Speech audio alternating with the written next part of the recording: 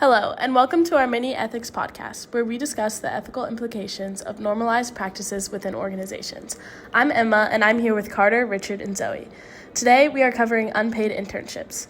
Internships have come a long way from grunt work and taking coffee orders, yet some organizations have kept the practice of offering work experience for students without compensation.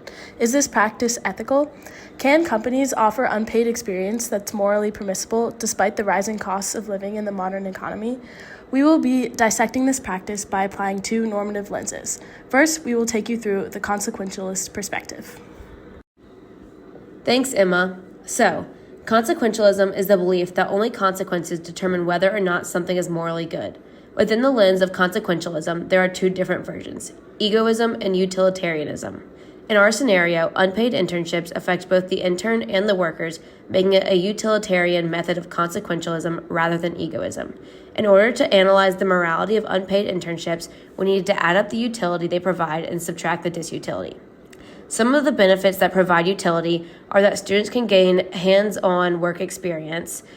It reduces operating costs for companies, increases productivity, and provides good networking. Those are great examples. Are there any ones of disutility? Yes, for sure. Lots of examples of disutility. They provide little to no compensation for their work. They provide financial hardship on some people, and it makes a divide in social inequities because some groups cannot afford to work for free. One method I found interesting is the utilitarian calculus. If you're thinking about unpaid internships this way, what would you say about the overall consequences of them? Yeah, so the utilitarian calculus looks at 7 different factors, and the societal impact that comes from unpaid internships can be large and impactful, so interns may be unable to pay for housing or essential needs. This can also create a divide in the society by favoring groups who may not need the money and limiting the opportunities for other groups. These societal impacts that come from this are longer lasting and more intense than the benefits that a company will get from 2 months of an unpaid intern. Overall, the disutility is outweighing the utility, making unpaid internships morally wrong and unjustifiable. Wow, fascinating view. As an expert on deontology, though, I'm going to provide an alternative perspective. With the lens of deontology, it's debatable whether hiring unpaid interns is a moral action. Under this lens, we need to check the first categorical imperative and ask whether this action can be universalized. If every company hires interns without paying, the scenario is totally possible. The world will function just fine. There's no contradiction at all. So far, we can consider unpaid internships as a moral action. That brings us to the next question. Does the company treat unpaid interns as a means?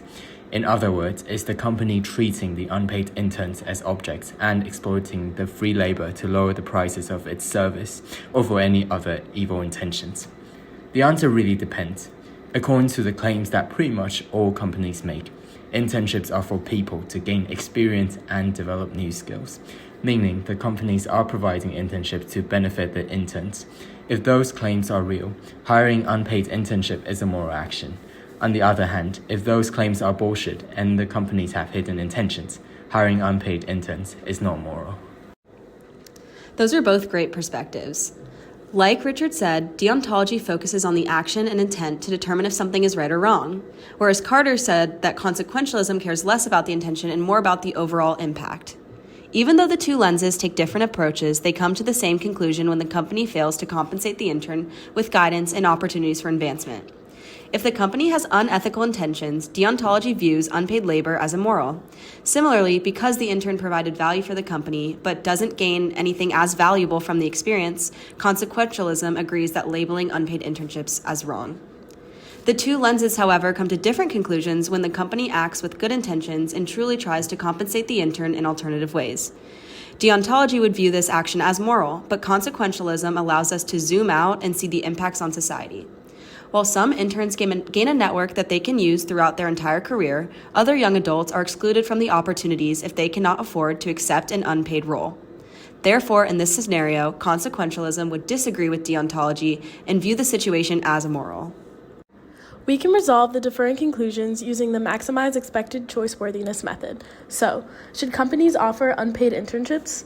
We did an analysis of the weights and how much each theory values unpaid internships by estimating that consequentialism has a higher probability of being true and values the disutility from unpaid internships more than deontology values the upsides.